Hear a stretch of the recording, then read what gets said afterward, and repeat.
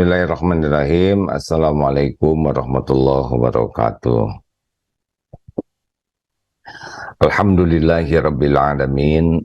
Allahumma salli wa sallim wa barik ala Muhammadin wa ala alihi wa ashabihi ajma'in.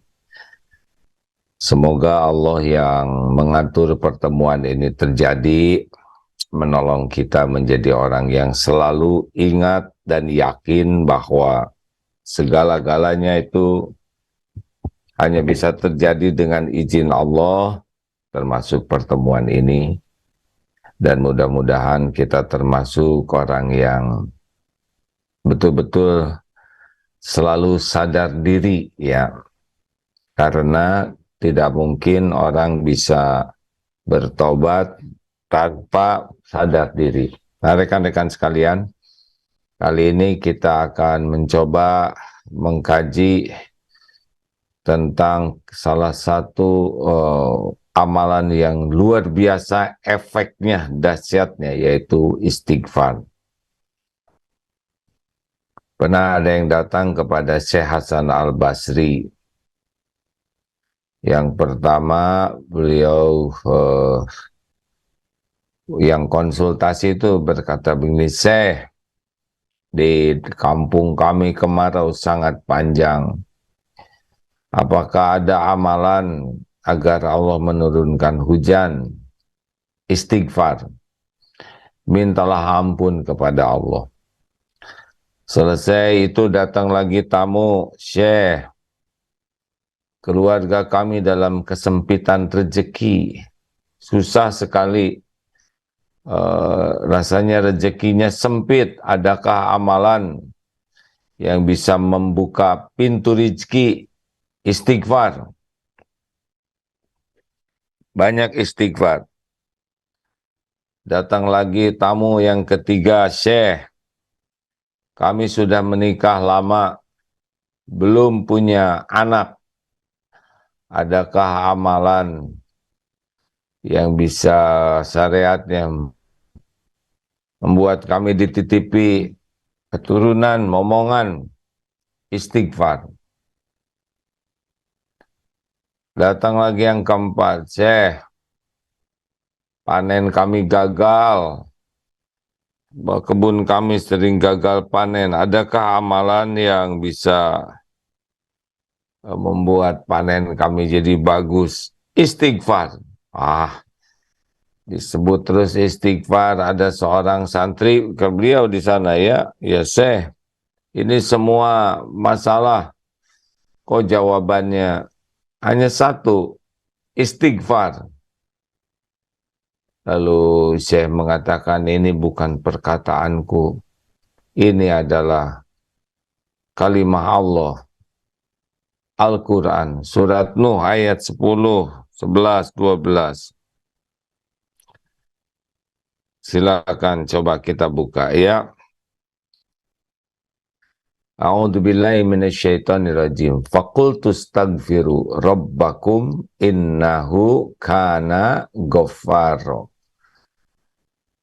Maka aku berkata, faqultu astaghfiru rabbakum innahu kana ghaffara yursilis samaa'a 'alaikum midrara wa yumdidkum bi amwali wa banin wa yaj'al lakum jannatin wa yaj'al lakum anhara. Maka aku katakan, aku berkata kepada mereka, kepada umatnya Nabi Nuh, ya, mohonlah ampunan kepada Rabb Tuhanmu. Sungguh dia Maha Pengampun. Innahu kana ghaffara yursilis samaa'a 'alaikum midrara. Niscaya dia akan menurunkan hujan lebat dari langit untukmu, ya, kepadamu. Kemudian dia akan memperbanyak harta tuh, dan anak-anakmu, dan mengadakan kebun-kebun dan sungai-sungai untukmu. Surat Nuh ayat 10, 11, 12. Jadi di sini jelas sekali janji Allah bagi orang yang istighfar, nah kalau dia kemarau, makanya sholat meminta hujan itu adalah isinya istighfar, permohonan ampun. Kemudian amalan yang dapat membuka pintu rezeki yang halal dan berkah adalah istighfar.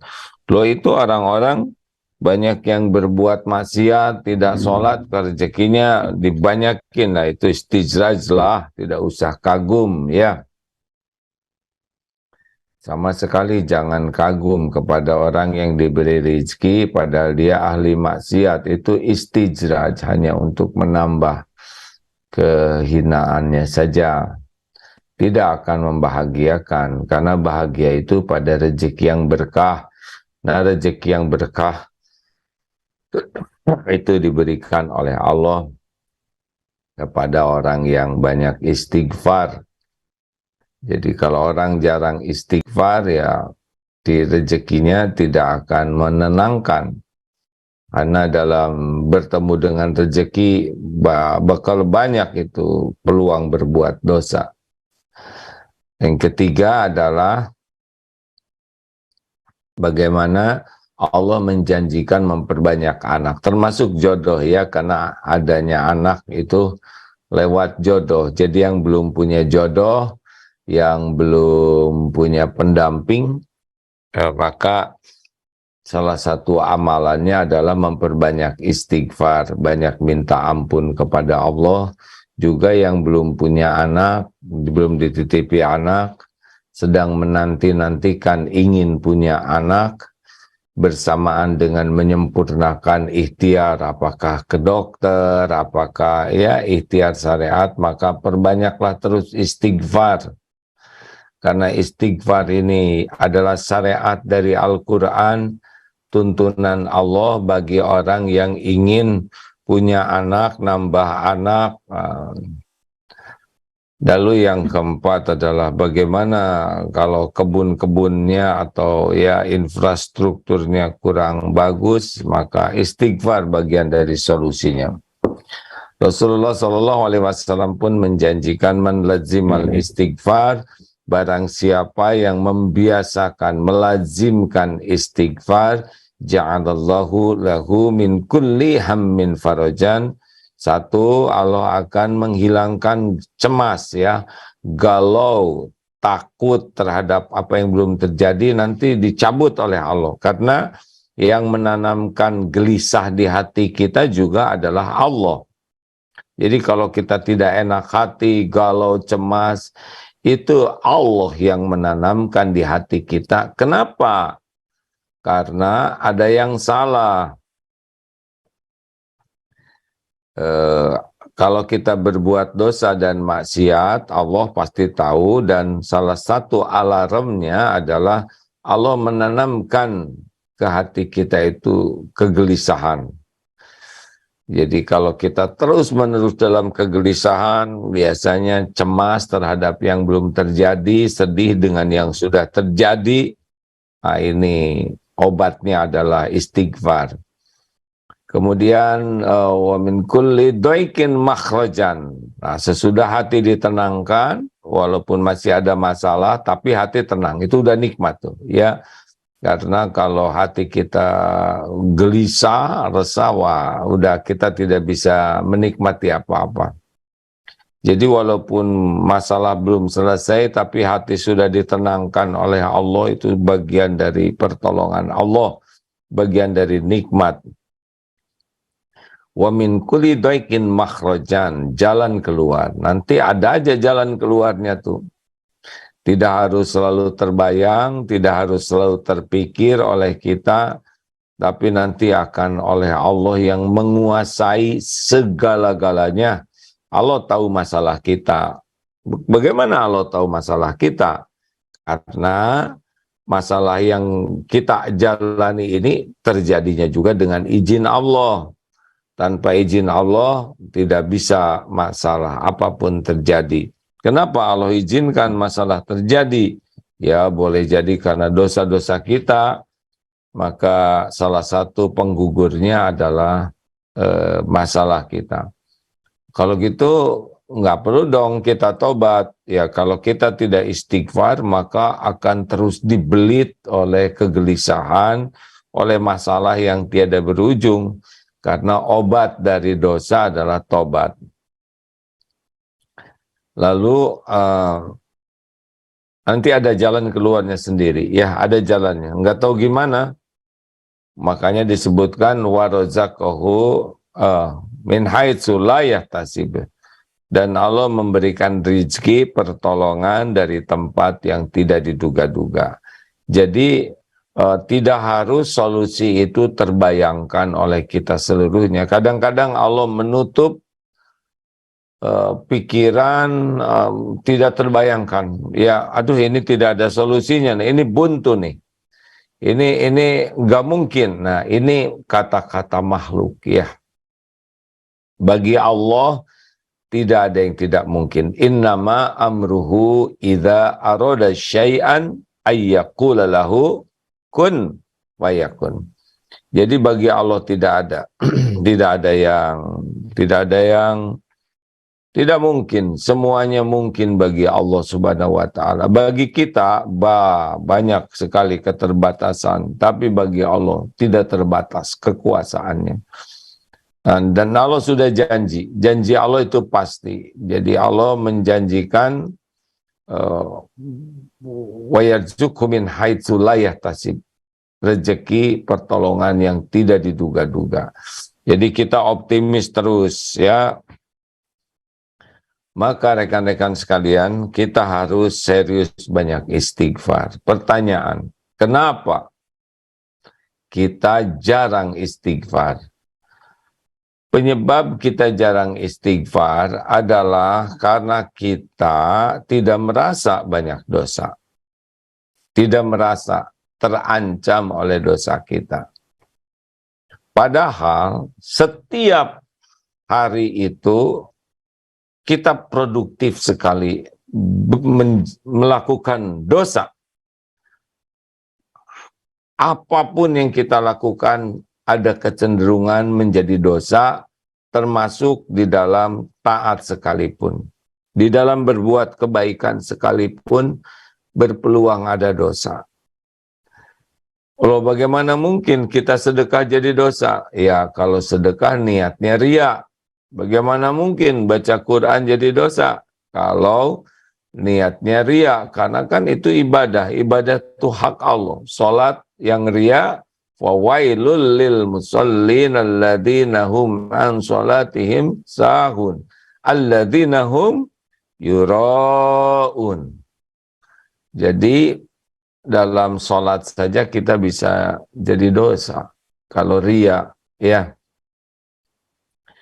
Maka setiap ketemu orang ngobrol itu cenderung jadi dosa. Ada pamer, ada ujub, merasa diri spesial, ada takabur, merendahkan orang lain dalam ngobrol, ada gibah, mencela orang lain, membuka aib orang, ada fitnah, ada bohong, ada dilebih-lebihkan, ada dikurang-kurangkan. Ngobrol itu aslinya peluang dosa. Setiap ngobrol, belum lagi mata, bangun tidur, lihat HP, sudah berzina mata melihat yang tidak halal, yang sia-sia. Keluar dari rumah, lihat makanan, bukannya bersyukur, dicela jadi dosa. Lihat lemari pakaian, mencela pakaian yang ada. Udah jelek-jelek, ini terus saja. Tiap bicara cenderung jadi dosa. Belum lagi kita keluar, lihat kendaraan, lihat rumah, terus bicaranya tuh dicatat.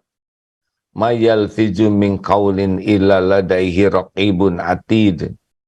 Tidak ada satupun ya kalau kita bicara kecuali ada malaikat yang mencatat, yang mengawasi dan mencatat. Belum lagi kita ketemu orang, olahraga, bersepeda, lari, jalan, apa sajalah ya, golf. Itu berpeluang olahraga apapun. Ada ujubnya, ada riaknya, ada sombongnya. Belum lagi mata tidak terjaga, ada dengkinya. Waduh, itu dosa, dosa, dosa, dosa. Jadi numpuk-numpuk seperti tinta hitam yang terus mengotori hati. Waduh, gelap hati kita. Apa cirinya? Ya, tidak pernah tenang. Susah untuk mendengar suara hati nurani. Seperti dalam sumur, di dalamnya itu ada speaker ya yang terus nyala, tapi tertimbun oleh sampah sehingga suara dari mikrofon dari speaker itu tidak lagi terdengar. Itulah suara hati.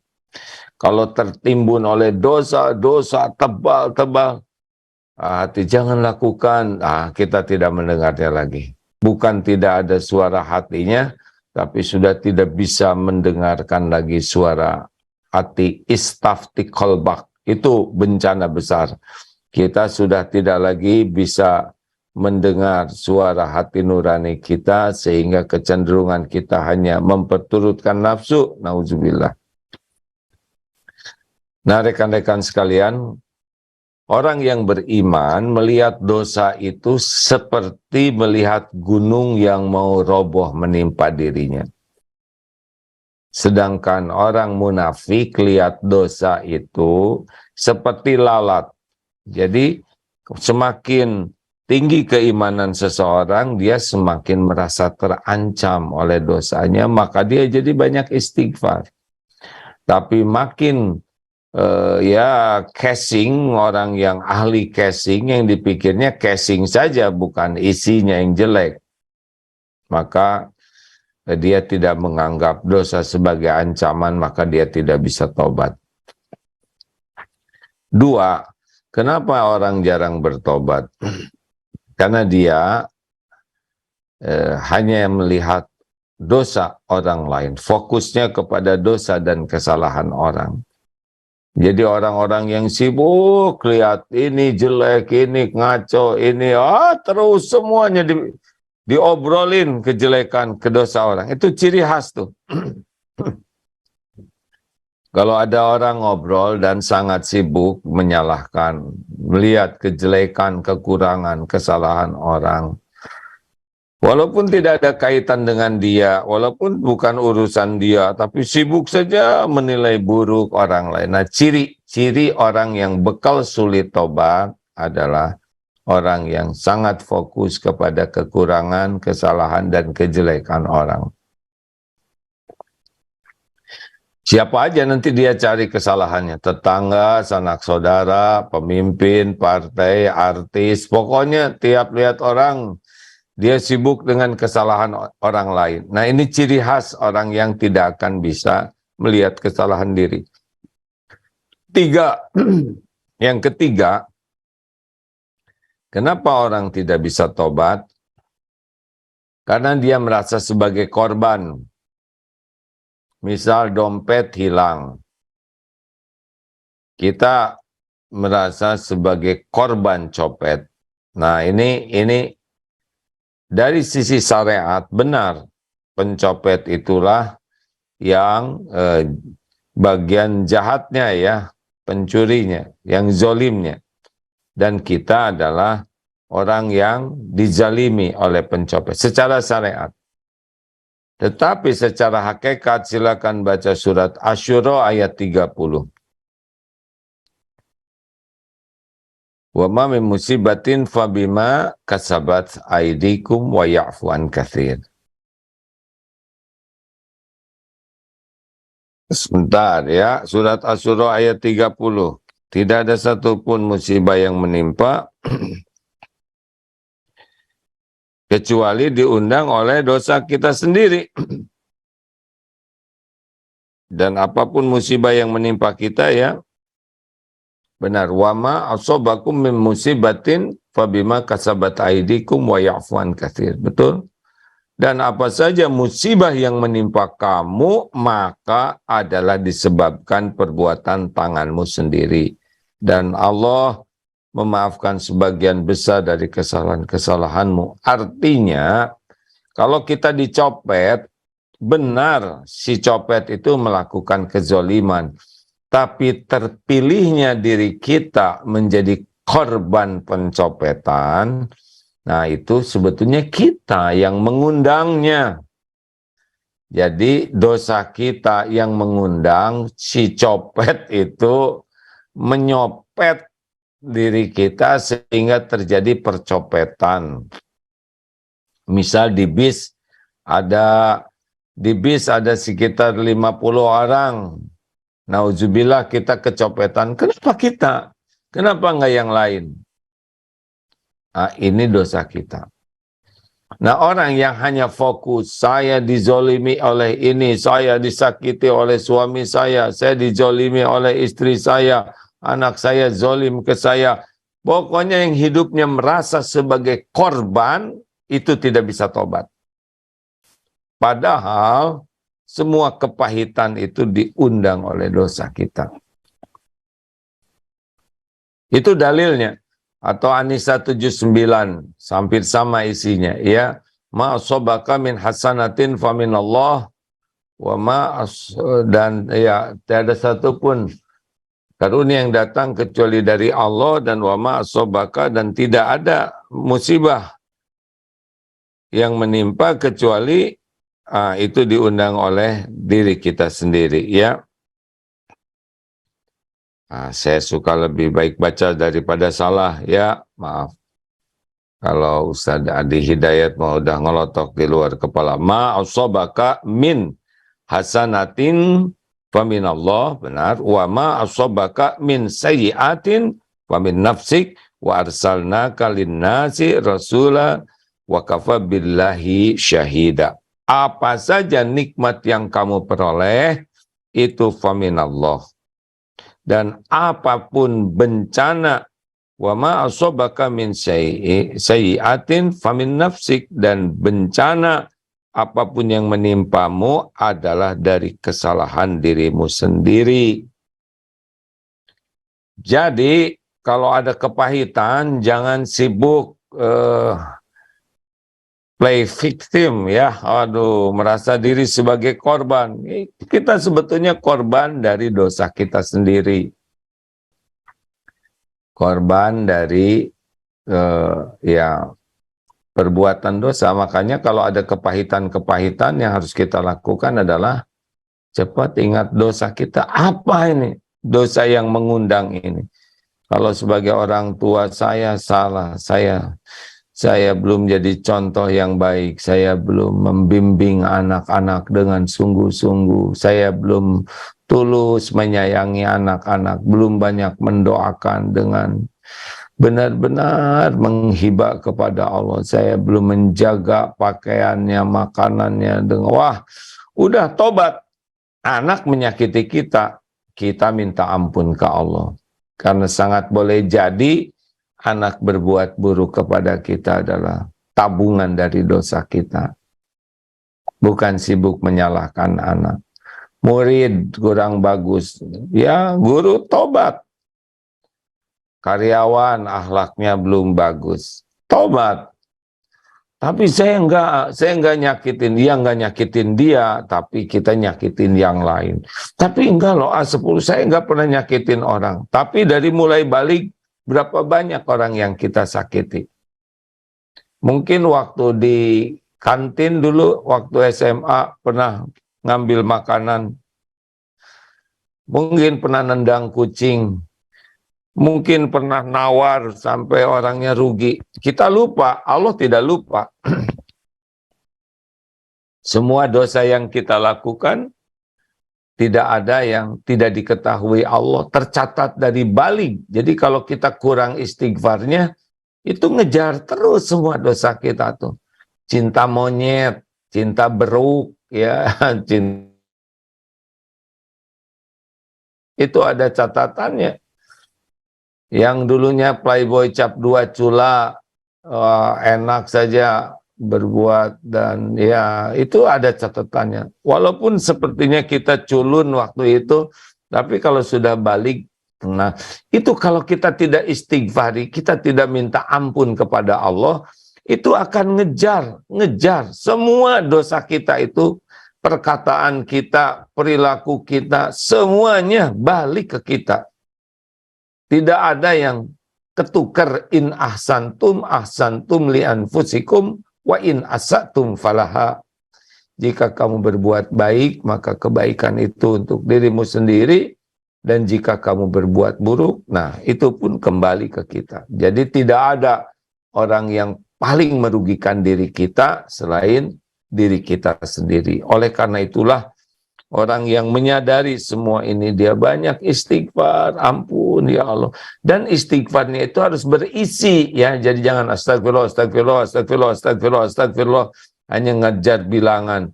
Karena kan Allah tidak hanya mendengar kata-kata kita, tapi Allah tahu kita ini mengaku tidak atas dosa kita. Astagfirullah ya Allah. Sholat saya tadi tidak khusyuk, astagfirullah, mata tidak terjaga, astagfirullah, perkataan saya tidak baik, astagfirullah, astagfirullah ya Allah, tadi ada yang minta-minta, pada engkau sudah mendatangkan, pada saya ada uang tapi saya tidak ngasih, astagfirullah, tadi ada orang nolong tapi saya tidak berterima kasih, aduh terus astagfirullah, astagfirullah. Nah ini luar biasa hadirin, kalau orang istighfar terus doanya bakal mustajab, dan Allah seperti yang dijanjikan, akan turun rahmat Allah, rezeki juga akan dibuka oleh Allah. Satu-satunya yang membuka menutup rezeki itu adalah Allah ya. Dan yang punya hutang-hutang juga kalau istighfarnya bagus dibayar oleh Allah. Berapapun jumlahnya nggak ada masalah. Yang hutang-hutang pinjol itu harus banyak tobat. Nanti gimana, dari mana? Entahlah, Allah kalau mau ngelunasin banyak jalannya. Tobat, tobat, tobat, tangisi dosa. Banyak sekali dosa kita. Sekujur tubuh ini, lahir, batin, harta, wah.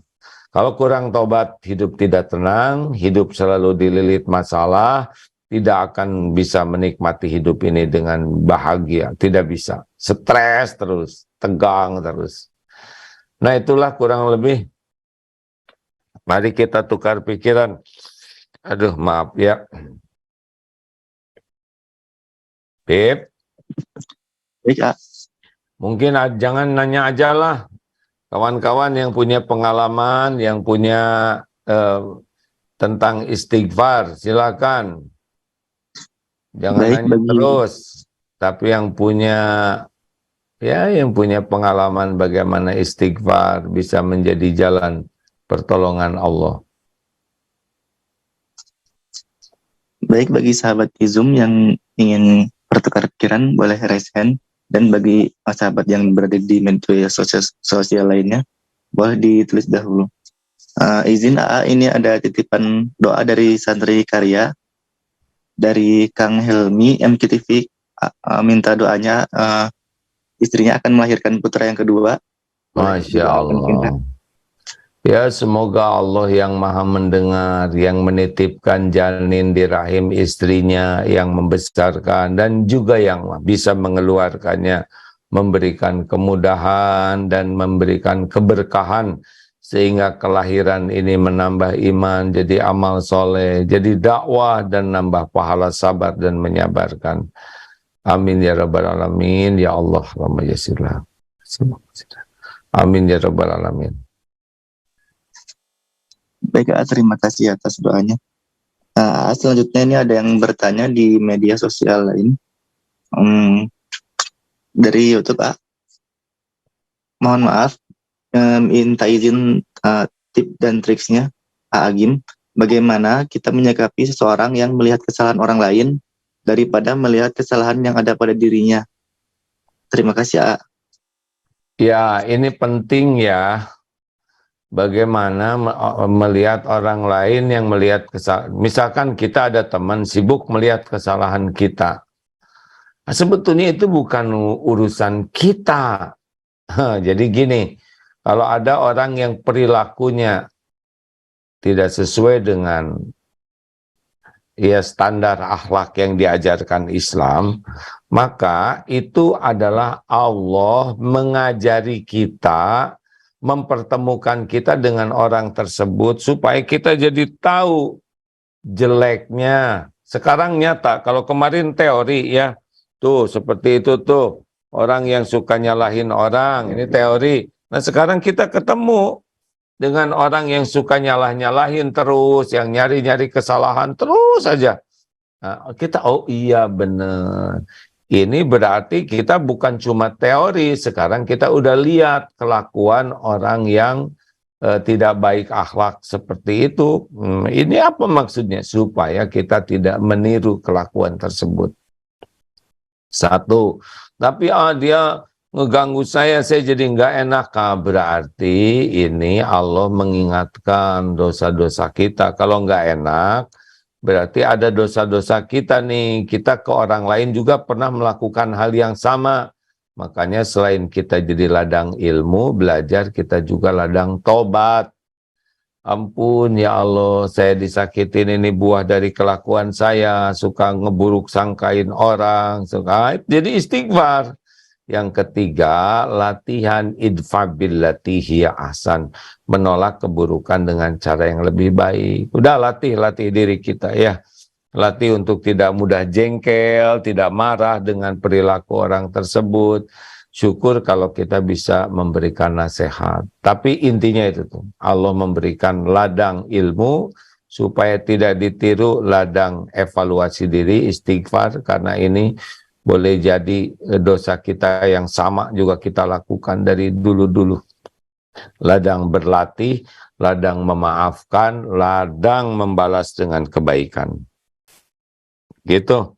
Tadi An-Nisa 79 ya, dengan Asyura ayat 30. Ini penting. Kalau nggak begini ya repot. In ahsantum itu sebentar. Sok lagi Pip. Baik izin. Ini di Zoom sudah ada yang raise hand. Silakan Ibu Rika, boleh di unmute. Ya, Assalamualaikum AA, nuhun kesempatannya. Kalau Tunggu dulu Bu. Apa yang terpikir Bu sesudah Ibu mendengarkan uraian tadi? Alhamdulillah banyak untuk memperbaiki diri. Selama ini saya coba dengan istighfar, sholat taubat tiap malam. Terus saya gitu lihat ada apa yang orang kayak pemulung yang udah sepuh, pas saya nggak ada rezeki gitu, saya istighfar, ya Allah ini kesempatan saya tapi saya belum bisa memberikan seperti itu. Dan ini kalau istighfar itu apakah hanya cukup kita dengan sholat zikir dengan istighfar dilanjut dengan sholawat terus sholat malam, apakah selalu kita juga, saya kalau ini berbuat misalnya kesempatan bagus belum saya laksanakan, saya istighfar, itu apakah ada tambahan biar saya bisa istiqomah terus, istighfar, memperbaiki diri. Saya juga berdoa terus, memperbaiki terus menerus untuk lebih baik lagi. Ya terus saja Ibu, jangan berhenti. Dan juga dalam keadaan lainnya, lagi masak, sedang jalan, sedang lari, sedang olahraga, sedang ngurus anak, terus istighfar, yang banyak istighfar. Tapi ya diatur sedemikian rupa supaya orang lain tidak suudzon. Ada yang mengerti keluarganya kita istighfar adalah amalan, tapi ada yang belum mengerti karena di Indonesia ini istighfar tuh disangka lagi jengkel, ya kan? Iya. Nah, jadi harus hati-hati kalau di depan orang beristighfarnya. Tidak semua orang memahami bahwa kita sedang istighfar, ada yang menganggap kita lagi sebel. Ya. Yang paling penting adalah istighfarnya berisi Bu, jadi tidak hanya astagfirullah rangkaian kata, tapi ada kata, tadi ya Allah saya tuh ria, astagfirullah tadi saya berlebihan, astagfirullahaladzim, tadi saya pelit, terus apa aja tuh yang kira-kira sekecil apapun, astagfirullah, kan ada terus dosa itu ya. Ya, ya tunun Terima kasih. terus ya, hatur nuhun. Alhamdulillah ya, yang punya pengalaman dengan istighfar. Boleh.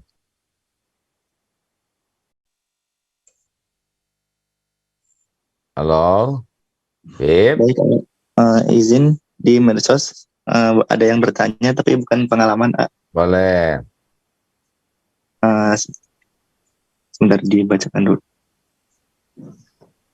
Oh ini terima kasih kawan-kawan. Ini teh gimana sih cara nyumbangnya? Hamba Allah, donasi online, DT Peduli, zakat. Pakai itu ya? Pakai QRIS itu teh, Bib? Oh ya, tinggal di scan nanti langsung. Di scan langsung bisa gitu. Wah, alhamdulillah. Terima kasih kepada teman-teman yang sudah aktif menafkahkan. Jadi kalau dapat ilmu teh langsung sedekah itu juga ya. Bukan sedekah ke AA, itu sedekah ke DT Peduli sebagai syukuran kepada Allah. Lanjut. Baik, selanjutnya cara kita menyikapi jika kita tidak sependapat dengan orang tua kita, walaupun kita tahu bahwa perbuatan orang tua itu merupakan hal yang seharusnya dihindari, misalnya hutang. Ya memang bicara ke orang tua dengan bicara ke anak, bicara yang ke sesama usia tentu beda-beda tekniknya ya. Ini tidak sesederhana mendengar jawaban ini. Tapi yang paling kuat itu adalah doa. Ada kalanya kita menasehati seseorang, tetapi kita tidak meminta tolong kepada Allah yang ngebulak-balik hati. Nah ini titik lemahnya. Nasehati anak, nasihat. Tapi seberapa kuat kita yakin hanya Allah yang bisa mengubah anak. Biasanya nasihat. Atau sekolahkan di sana, sekolahkan di sini. Cari teman ini, itu baik. Tapi tidak mungkin anak berubah kecuali Allah yang mengubah. Sama kepada orang tua, ya. Bisa disampaikan dengan baik-baik, bisa disampaikan ke orang yang disegani oleh orang tua, tapi jangan seperti yang mengajari atau menggurui, ya. Tapi kalaupun itu terbatas, doa, sholat, sunnah, kemudian doa. Doa lebih kuat daripada nasihat. Jangan sampai sibuk memikirkan nasihat, tapi lupa doa. Karena nasihat itu kecenderungannya adalah mengandalkan diri kita, tapi doa mengandalkan Allah. Ya, Pip. Baik, selanjutnya dari YouTube. Assalamualaikum, izin bertanya. Bagaimana caranya mengikhlaskan sesuatu yang sudah hilang dalam kehidupan? Karena susah sekali, bagi saya, mohon jawabannya, Apa yang hilangnya, Beb? Kurang tahu, tidak disebutkan. Hilangkan macam-macam, ada hilang barang, ada hilang pasangan, ada hilang ingatan. Beb. Ya. Apa yang hilangnya? Nyusahin. Kurang tahu, nggak ditulis. Nyusahin ini. Nah, jadi gini kawan-kawan. Salah satu bukti keimanan seseorang, ini hadis yang kemarin ya, bacakan lagi ya. Al-mu'minul qawi khairun wa ahabbu ilallah minal mu'mini do'if wa fi kulli khairun. Mukmin yang kuat lebih baik dan lebih dicintai Allah daripada mukmin yang lemah, dan pada keduanya ada kebaikan. Apa cirinya? Ihris ala ma yanfa'uk wasta'in billah wala ta'jaz. Bersungguh-sungguhlah, berantusiaslah dengan apa-apa yang bermanfaat bagimu. Jadi orang kuat iman itu orang yang paling semangat menyempurnakan ikhtiar. Karena ikhtiar itu ibadah. Dan mintalah tolong, doa itu huwal ibadah. Jadi kuat ikhtiarnya, kuat doanya. Ini ciri orang yang imannya kuat. Dan tidak lemah. Dia semangat. Nah, tapi jikalau terjadi sesuatu, wa in asobaka syai'un, dan jika menimpa kepadamu sesuatu, fala taqul law anni fa'altu kana kadza wa kadza. Jangan mengatakan, duh seandainya ini begini, begini nih. Seandainya ini begitu, begitu. Nah, melainkan kul qaddarullah wa ma syaa fa'al. Ini sudah takdir Allah. Ini sudah ketetapan Allah. Dan Allah berbuat apa yang dikehendakinya. Fa innallahu taftahu amala syaitan. Karena perkataan seandainya itu membuka pintu tipu daya setan. Bukan tidak boleh mengevaluasi nanti ya, terima dulu takdir. Kalau nasi jadi bubur, terima sambil cari cakwe, ayam, kacang polong, kerupuk, kecap, seledri, bawang goreng, gitu ya. Nah, jadinya nanti kita terima, tapi bergerak lagi ke takdir lain dengan cara yang baik ya. Oh iya nih kawan-kawan mungkin belum pada tahu Pip password dan Zoom kita ini ya. Tapi memang kalau pakai Zoom menjadi lebih pribadi, privasi, cuma mungkin kuotanya agak lebih kemakan dibanding dari YouTube, Facebook, TikTok dan semua medsos kita lainnya. Ada informasi nih kawan-kawan, ini AA sedang merancang dengan teman-teman di MK Digital ya, dakwah digital ini. Nanti yang premiumnya maksudnya yang serius ini mau belajar tauhid dan serius mau belajar tazkiyatun nufus, tazkiyatun nafs, membersihkan hati. Nanti kita kan ini ada yang macam-macam ya. Tapi yang memang serius mau belajar, nanti kita berikan satu link khusus ya, yang memang kita intensif belajarnya supaya terjadi perubahan. Apa perubahan? Yaitu keyakinan kepada Allahnya makin mantap. Ajeg nanti goalnya tuh, pokoknya bahagia lah, dan hati makin bersih. Penampakannya nanti insya Allah akhlak makin baik. Dan halakosa itu ya, halakosa. Nanti penampakannya yang sudah lulus tuh halakosa. Hayyin itu tenang, menenangkan, teduh, meneduhkan. Layyin itu sangat sopan, santun, penyayang. Qorib itu adalah humble, menyenangkan, supel ya, tidak merasa lebih dari yang lain.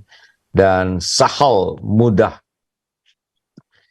urusan. Nanti penampakannya begitu. Ini yang diharamkan tersentuh api neraka. Mau tidak nih kita bikin grup seperti itu? Mau kan? Nanti kita buat linknya secara khusus. Selain yang umum seperti ini, bagi yang memang mau. Banget, Kak. Mau banget. Ya, baik. Pertanyaan terakhir.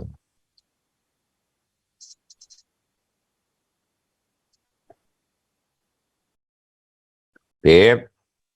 Baik, selanjutnya Ada dari yang lagi Instagram. asantum itu Al-Isra ayat 7 ya. Ya silakan. Baik, selanjutnya bagaimana cara memberi nasihat kepada orang lain cuman takut dari Instagram? Takut apa, Pip? Mungkin takut dimarahin atau orangnya galak gitu, Kak.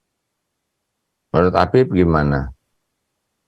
Kalau kata tadi mah didoakan saja. Sebaik-baik memberi nasihat adalah kitanya jadi contoh. Kitanya udah, perilaku kitanya diniatkan jadi nasihat. Tawasobil haq itu adalah tidak hanya bicara, tapi perilaku kita, gaya hidup, cara bicara, diamnya itu harusnya sudah jadi contoh. Itu pun jadi nasihat. Nasihat yang paling paten itu adalah ketika perkataan, perbuatan, dan hati kita sama. Kegagalan sebuah nasihat adalah ketika bagus perkataan tapi perilakunya tidak cocok. Ya, begitu Pip. Jadilah kita menjadi orang yang mengamalkan ilmu sebisa mungkin ya. Sahabatku sekalian, memang mendengar itu lebih mudah dari mengamalkan. Tetapi bagi orang yang sangat ingin mengamalkan, Allah tahu. Ingat surat Al-Ankabut 69. Nah, orang yang sungguh-sungguh mencari keridhaan Allah, Allah lebih sungguh-sungguh lagi menunjukkan jalan-jalannya. Ndud, Assalamualaikum Ndud. Apa kabar Ndud? Nah, kedengaran suaranya Ndud. Pin tolong Ndudnya dibuka. Ndud, mana suaranya nggak kedengaran Ndud? Assalamualaikum. Waalaikumsalam warahmatullahi wabarakatuh. Ya, Apa kabar Ndud? Sehat? alhamdulillah sehat, ah. Ndud, kan Ndud berbaring terus nih. Apa aja sehari-hari yang dilakukan Ndud? Ya tadi udah kita istighfar terus, sebelum subuh, habis sholat gitu. Apa yang dirasakan oleh Ndud dengan banyak istighfar? Apa Ndud yang dirasakan? Alhamdulillah, rezeki lancar, hati tenang, Walaupun Ndud berbaring aja gini terus ya.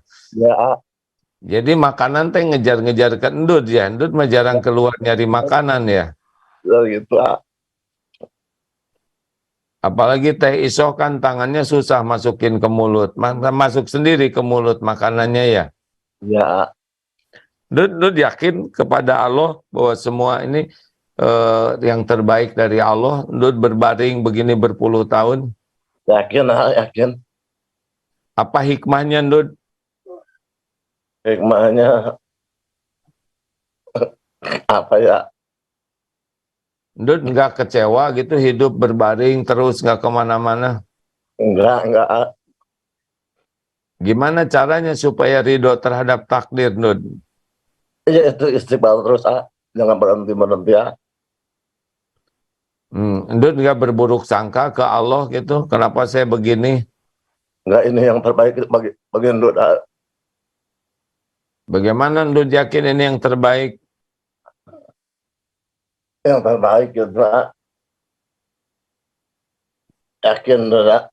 Yakin. Ya dunia mah nggak lama lah Ndud. Iya. Cuman mampir sebentar aja. Sebentar. Nanti di akhirat yang lama mah ya. Iya. Walaupun Ndud berbaring begini, tapi sudah jadi nasihat bagi kami, bagi AA juga ya. AA aja belum tentu kuat ya. Nah, Ndud sudah dikuatkan oleh Allah. Teiso apalagi, ya enggak? Itu dari tahun 83. Dari tahun 83, Ya, berbaring aja begini. Ya. Tapi insya Allah Ndud setiap saat dicatat oleh Allah. Amin. Setiap saat ada perhitungannya di sisi Allah. Tidak ada yang dikecewakan, dirugikan oleh Allah Subhanahu wa Ta'ala. Terima kasih Ndud, jazakallah khair. Salam ke Teh Iso, salam ke Ajid juga di sana ya. Ada salah saya ke Bandung, Hah? Ada salah saya ke Bandung lagi. Iya insya Allah. Ndud, Ajid udah di wisudanya belum? Belum, Mak. Belum. Masih kurang nggak uangnya? Iya, belum ada kan.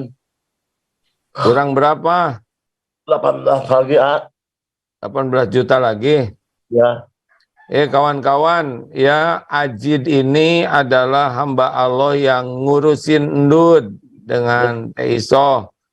Dan kuliahnya udah lulus, cuman belum bisa diwisuda. Masih kurang 18 juta lagi. Ndud tuh nggak pernah minta-minta nggak pernah minta tolong ya. Kecuali kalau ditanya aja. Silakan kawan-kawan, ladang amal nih. Semoga jadi sesuatu yang memberkahi rezekinya. Ajid tidak pernah minta-minta sama sekali. Nggak ada. Tapi aja digerakkan oleh Allah jadi nanya ya. Mungkin ini jalan dari Allah. Mangga kawan-kawan ladang amal ini ya. Teng, jam 6 sudah tiba. Terima kasih sahabatku sekalian. Mohon maaf dan mohon didoakan. Kita tutup doa akhir majlis. Subhanakallahumma bihamdik. Asyhadu alla ilaha illa anta astaghfiruka wa atubu ilaik. Assalamualaikum warahmatullahi wabarakatuh. Waalaikumsalam warahmatullahi wabarakatuh. Assalamualaikum warahmatullahi wabarakatuh. Atur nuhun. Pak Sugoro, apa kabar Pak Sugoro? Pak Sugoro. Ya, nuhun semuanya.